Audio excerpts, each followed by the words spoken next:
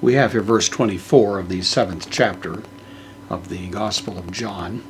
Jesus is in a conversation with the religious leaders who have previously accused him of violating the Sabbath because he healed a man, made him perfectly whole on the Sabbath day.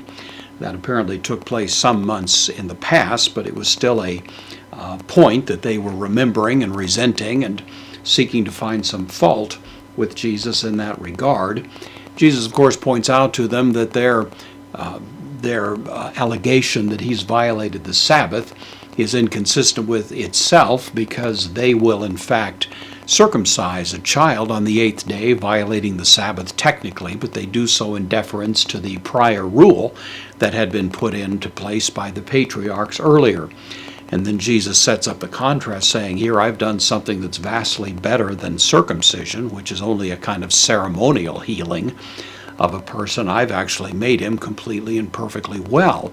And so he now accuses them and really charges them, addresses them, telling them, may. This is the word for not or no. It's a negation. It's used with non-indicative moods. In this case, it's being used with krineta. Krineta, from krino, I judge.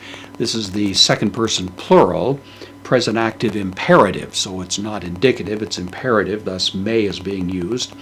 And Jesus says, do not judge. He's giving them a command here according to opsin.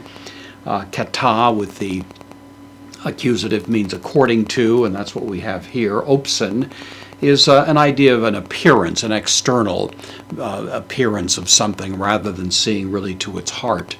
And so we have don't judge according to appearances, according to things that are external, which is exactly what they've done in connection with Jesus. They've judged him simply on the basis of a superficial understanding of what he did, when in fact he says, but Allah, the strong conjunction, tain dikaion, according to, or but the righteous, chrisin judgment. So it's the same word here, except that is a verb, this is a noun, but the righteous judgment, krineta, same word as before, krineta.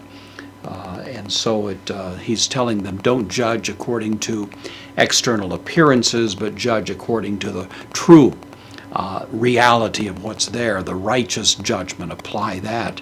And if they were to do that, of course, they would readily recognize, they'd understand immediately that what Jesus had done was certainly no violation of the Sabbath, because he'd done the very thing that should be done on the Sabbath, namely brought complete and whole healing to a person, which is what had taken place with the man at the pool.